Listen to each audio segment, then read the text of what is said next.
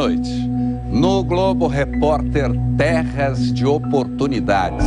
Cidades brasileiras onde sobram empregos e faltam trabalhadores.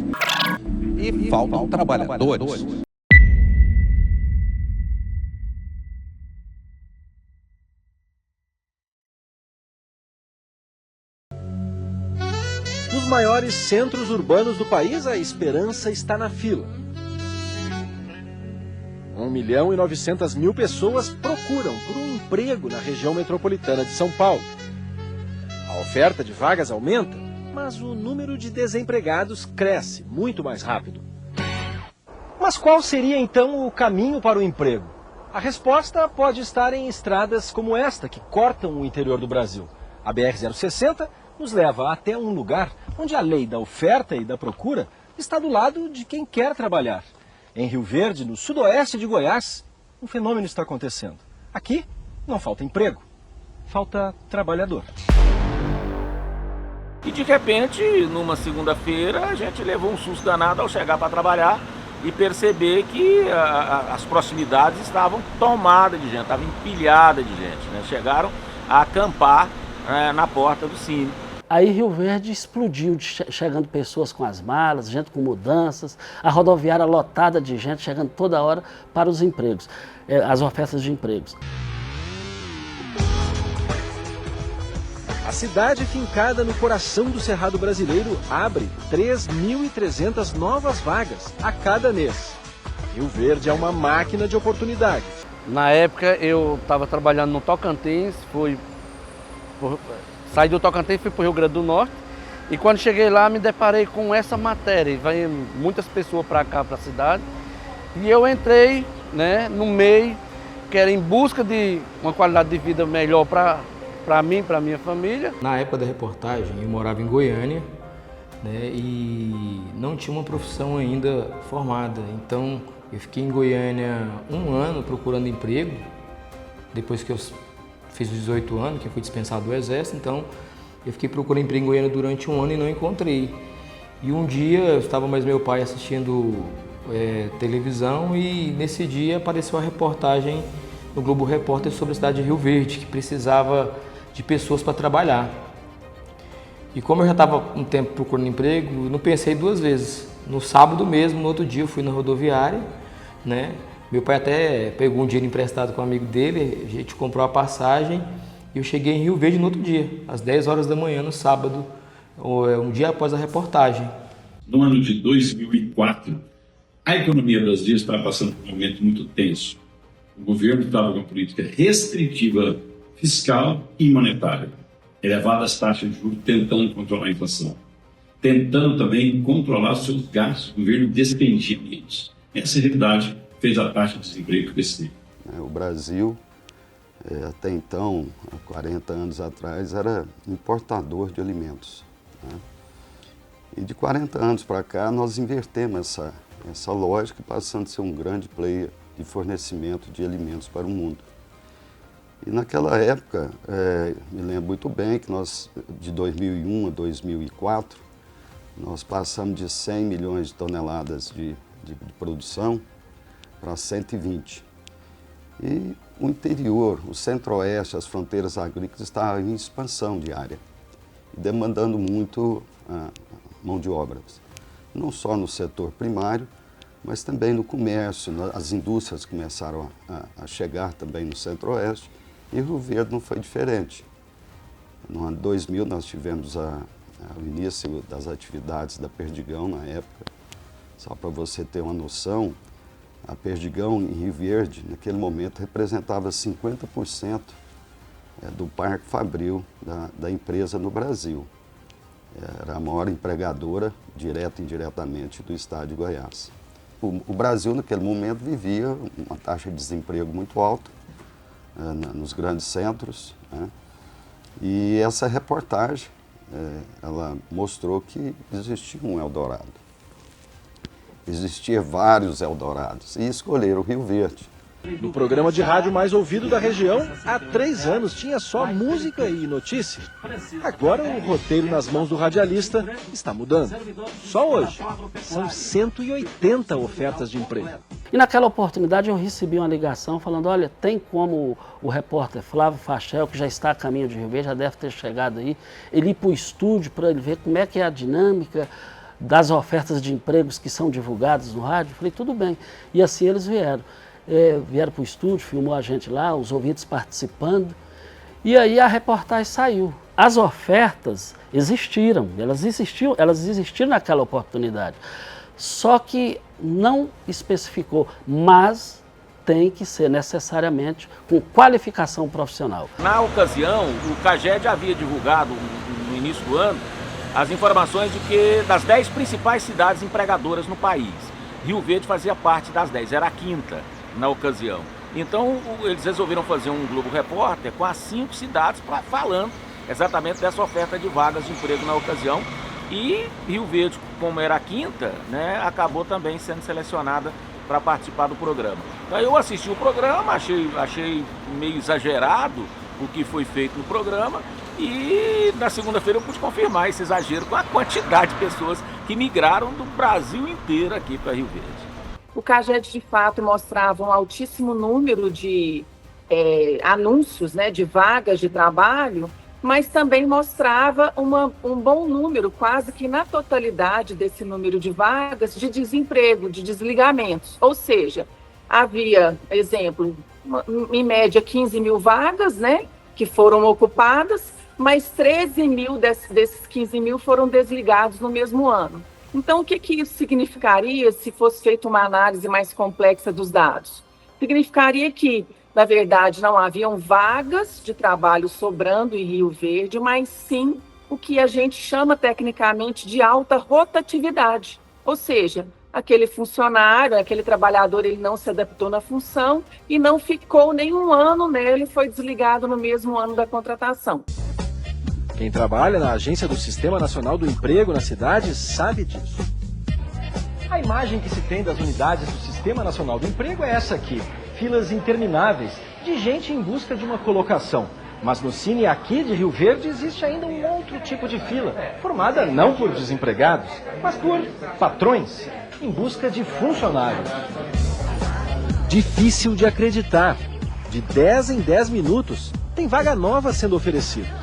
Nós deslocamos um servidor, né, da assessoria de comunicação para acompanhar essas gravações lá no Cine. Foi o jornalista Augusto, não interferir, mas acompanhar e ver o que se dava lá. E para nossa surpresa, de fato, eles queriam mostrar, né, eu lembro aqui, ó, o título do Globo Repórter que noticiou sobre essas oportunidades em Rio Verde, também falou sobre Garopaba, em Santa Catarina, e sobre Rio das Ostras, no Rio de Janeiro. E o título do programa era Desemprego, os caminhos alternativos do trabalho no Brasil. Ou seja, eles queriam mesmo mostrar que havia emprego aí. Ou seja, construíram também, e eu digo construíram porque o Augusto acompanhou essas gravações no Cine, e foram convidados diversos empresários, inclusive na minha dissertação de mestrado tem lá uma fotografia do Flávio Fachel, repórter, numa mesa com um monte de empresários. No próprio programa há uma fila desses empresários no Cine, mas isso tudo foi, diríamos assim, simulado. Como simulado? Esses empresários foram convidados a estar lá naquele dia, naquele horário, foram solicitados pela produtora do programa a ficarem numa fila em pé, fato que não acontecia cotidianamente, né? É só você ver quantos empresários vão pessoalmente a uma agência do Cine. É, no mínimo, estranho isso. Muitas vezes quem lida com isso é o recursos humanos, nem é o empresariado diretamente. Mas isso tudo foi construído. E aí a gente, né, nos estudos que eu fiz, inclusive teóricos, há autores que chamam isso de show, há autores que chamam isso de realidade construída mesmo, onde a mídia, o jornalismo e a televisão saem desse escopo do jornalismo, né, porque o Globo Repórter é um programa de jornalismo, se intitulava como tal, né, saem desse escopo para vender um produto. né, e como produto para ser vendido, de certo modo, colocaram ali um discurso, né, uma narrativa que era o que você, ou seu colega do lado, a sua família, precisavam ouvir naquele Brasil de desemprego naquele momento. E com a matéria feita, a maneira como foi feita, deu a impressão que era vale tudo. Quer dizer, qualquer pessoa chegaria aqui em Rio Verde e estaria empregada e ganhando um ótimo salário. Na época da reportagem do Globo Repórter, eu morava em Rio Largo, Alagoas, né? É uma cidade que é junto de Maceió, no qual ainda o aeroporto, né, de Maceió pertence à minha cidade. Na época da reportagem, foi minha mãe quem viu a reportagem e passou para mim, né? E, enfim, eu acatei, a gente conversou, nunca tinha trabalhado na vida e foi aonde eu aceitei o desafio de vir para Rio Verde. Na época, a minha situação financeira não era boa. Eu não trabalhava, era só meu pai que trabalhava, assim, não tinha uma vida ruim. Mas é o cultural do Nordeste, né? Cada um faz o seu e cada um tem o seu dinheiro. Foi onde eu vim para Rio Verde com um irmão meu. Eu que venho de uma família pobre, muito pobre, a gente morava em casa de pau a pique, ou que seja, casa de barro. E sempre eu quis dar uma qualidade de vida melhor para minha mãe. Para os meus irmãos, eu como um filho mais velho, 8 filhos minha mãe tinha, e eu sendo mais velho eu queria sair para ter uma condição melhor, para dar uma qualidade de vida melhor para eles. Então vim para cá e nessa vinda minha para cá, quando eu cheguei aqui, através de uma matéria que saiu que aqui era o melhor lugar do mundo para se viver, com muito emprego, e quando eu cheguei aqui a realidade era outra. E aqui o prefeito da cidade estava mandando o pessoal de volta e eu até me escondi, não deu um jeito para mim não ir. Fiz de tudo para ficar aqui, então foi onde veio o lado da minha maior dificuldade. Eu vim através de meus primos, a gente viemos junto para cá, mas quando chegou aqui eles voltaram porque estava transportando um pessoal de volta e eu quando eu cheguei aqui hoje eu estava bebendo muito na época e caí no alcoolismo e me deparei ficando tipo um morador de rua aqui debaixo dos pés de pinheiro, que aqui tinha muito pinheiro aqui na rodoviária de Rio Verde. Eu era primeiro-tenente, né, trabalhava na operacionalidade e nós começamos então atendendo orientação do prefeito na época, que era o Paulo Roberto Cunha, né? A Polícia Militar está na cidade, ela tem que apoiar, né, o gestor público e a partir daí, atendendo as orientações do prefeito, a gente começou a monitorar todo esse pessoal. O principal ponto era a rodoviária, foi a rodoviária, né? Por quê? Porque os ônibus vinham, mas vinham muitos mesmo, dezenas por dia queriam desembarcar em Rio Verde. Então a ordem era não desembarca, né? Então muitos voltavam no ônibus que chegava, já com escolta, já saía. Então a prefeitura bancava a passagem, né? Para que não houvesse prejuízo às pessoas que vinham e vinham intencionadas em busca de emprego, né? De certa forma, elas não estavam erradas, né? Mas só que a cidade não comportava, não existia logística para isso, não existia acomodação para tudo isso, né? Então, pensando no bem-estar das pessoas, pensando na questão de segurança, pensando na questão de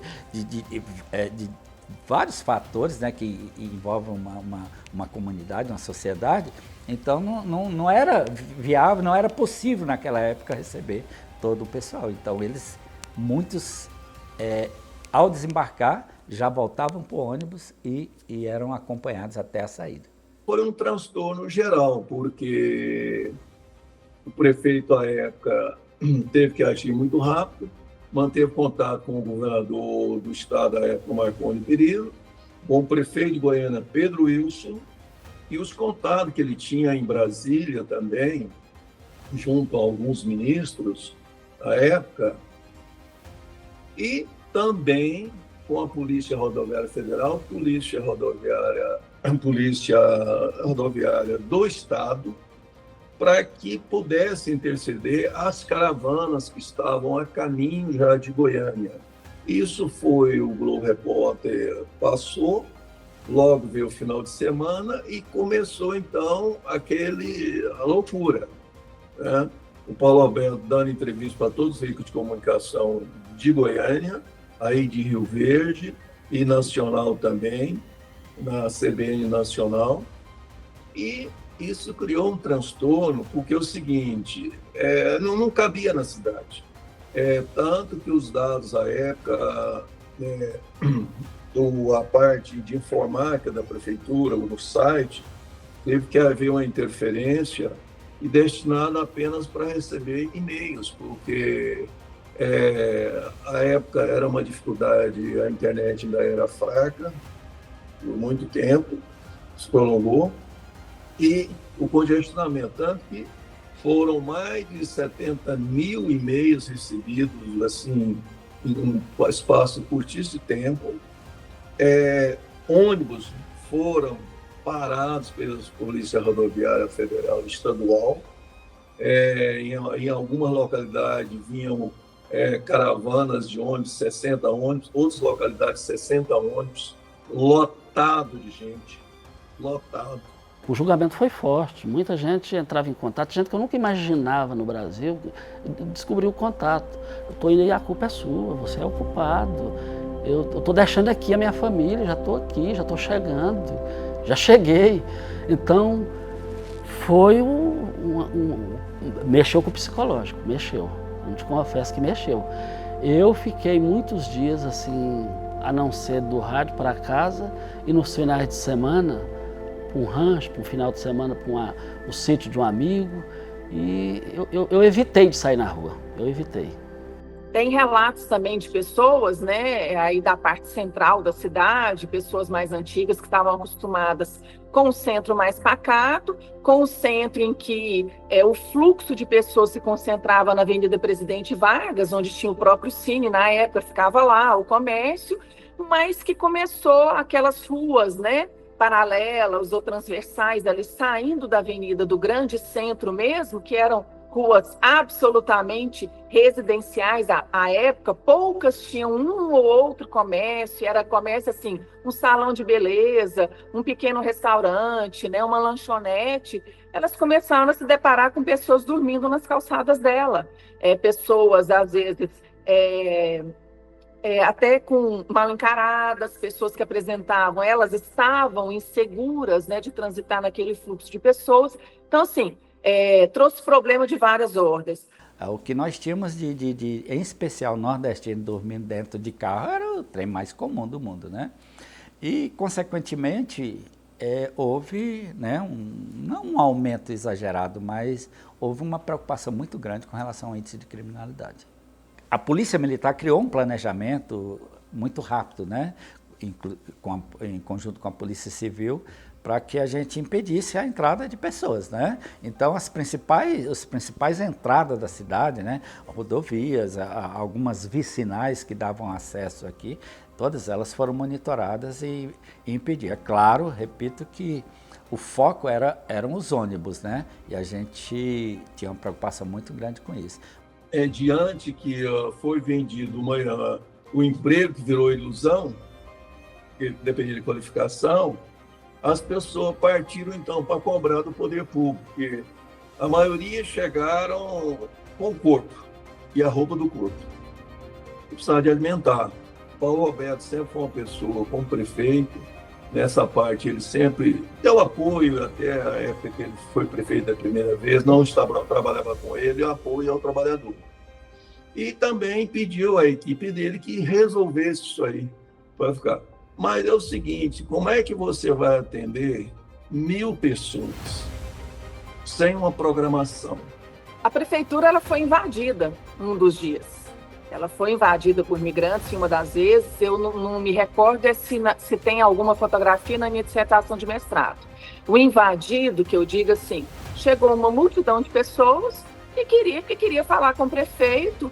Era uma sede antiga que ficava no início ali, mais no início da Avenida Presidente Vargas, e eles se aglomeravam ali no hall, mas já esparramando para os gabinetes, as pessoas começaram a fechar a porta, gritando, muito alterado, alguns inclusive com cheiro de bebida, né? Me lembro, na época, o comando buscou apoio de outras cidades, né? Porque aqui era uma regional muito grande, né? Envolvia Iporá, Montevidéu, Indiara, Quirinópolis, tudo, né? Então todas essas localidades enviaram reforço para cá. O que eu pensava era assim, quando que isso vai acabar, né? A cidade não vai comportar isso aqui, né? Estou na contramão do Brasil. Tem vaga à vontade? Vaga à vontade. Mas precisa de pessoas que tenham qualificação. É dia de casa lotada. Lucival precisa de garçom. Depois é que eu fui saber que o bar que eu estava trabalhando era o mesmo bar que mostrou aquela correria de gente, que precisava de pessoas para trabalhar. Depois eu fui saber que era lá. E eu não tinha emprego arrumado. E como eu também não tinha um ensino médio completo, eu fiquei meio com medo, apreensivo, mas vamos tentar, né? Porque eu sabia que a Perdigão, né, dava oportunidades para todo mundo que chegava de fora, e lá fui eu tentar. Com 15 dias em Rio Verde eu já estava trabalhando dentro da Perdigão na época. Na verdade eu fiquei por 4 meses e 28 dias, debaixo dos pés de pinheiro.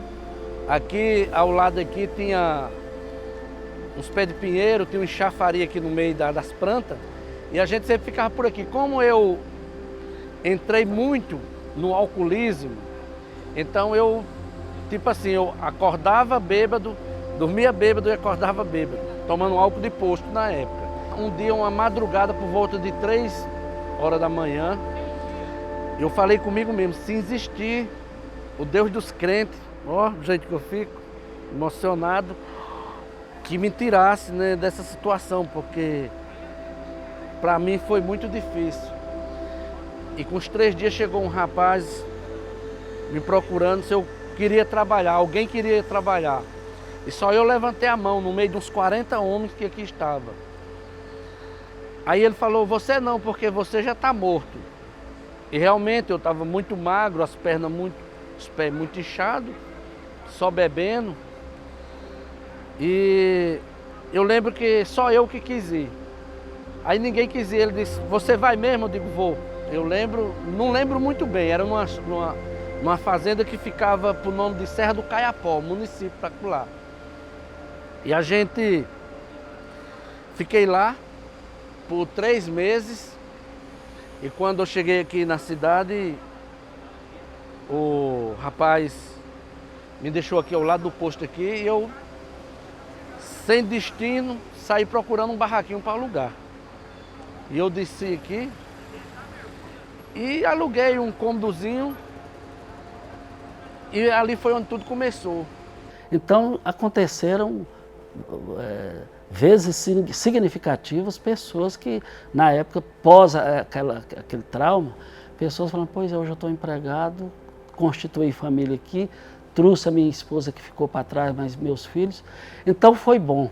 Toda a cidade, tudo que vai passar por uma transformação do crescimento tem uns choques. Tem aqueles choques, e choques positivos. E esses choques colaboraram para essa Rio Verde maravilhosa e gostosa que nós vivemos hoje. Quando você tem uma exposição em mídia nacional, como foi aquele caso, é claro que você tem prós e contras, né? Você tem uma divulgação da imagem da cidade que gera curiosidade. Em outro contexto, mas a revista Exame apurou Rio Verde como a melhor cidade para fazer negócio no agro. E isso foi uma exposição muito positiva. Empresas, empresários, investidores que nunca tinham ouvido falar de Rio Verde já ficaram curiosos para poder entender como a cidade foi reconhecida como a melhor cidade para fazer negócio no agro em todo o país.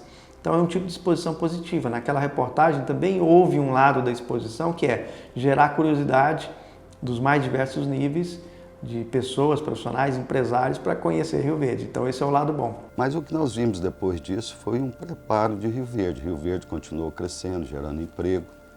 Nós tivemos uma crise aí em 2005, 2016, né, 2015, nós tivemos um déficit de emprego em Rio Verde. E a partir de 2017, com as políticas públicas municipais adotadas na época, né, criando todas as condições, todo o ambiente favorável para a geração de empregos, mas foi uma coisa mais sustentável. Né, nós já estávamos todo o sistema S já preparado para a qualificação. Né, Rio Verde, nós tivemos o evento aí da criação da plataforma ferroviária, que foi uma virada de chave muito grande, só nesse período aí de 2017 a 2024. Rio Verde foi a cidade do Centro-Oeste que mais gerou emprego, 22 mil postos de trabalho de carteira assinada, mas foi de uma forma sustentável. Hoje eu estou colhendo o que eu almejei no passado, logo quando eu cheguei em Rio Verde. Eu creio, eu acredito, eu como educador, eu acredito que o conhecimento, ele abre diversas portas. E digamos que não só o conhecimento literário, que não precisa ser necessariamente literário, mas precisa ter uma base. Precisa ter uma base. E se você sai do seu estado, sai da sua cidade, se você não tiver uma preparação, se você não tiver algo em que se espelhar, o que vai acontecer? Entendeu? Com certeza. Faria novamente. E eu escolheria Rio Verde, sim, para viver. O povo de Rio Verde, ele sempre foi um povo acolhedor. A gente sabe que na época que eu cheguei aqui, a gente achava ainda muitas pessoas que falavam assim, nordestino chegou aqui para tomar nossas vagas de emprego, sempre tinha... Eu me deparava com isso. Eu que, quando eu saí, eu fui trabalhar de ajudante predeiro, virei predeiro, virei mestre de obra na área da construção civil.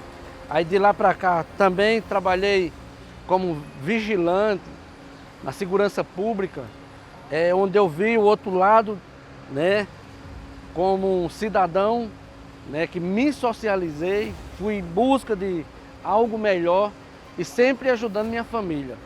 Hoje o Júlio César, conhecido como Júlio da Ferragista, através de uma pequena porta que eu abri ali na Vila Menezes e através de vários serviços sociais que a gente tem feito na cidade, o Júlio César, empreendedor, que hoje também está contribuindo no Legislativo de Rio Verde.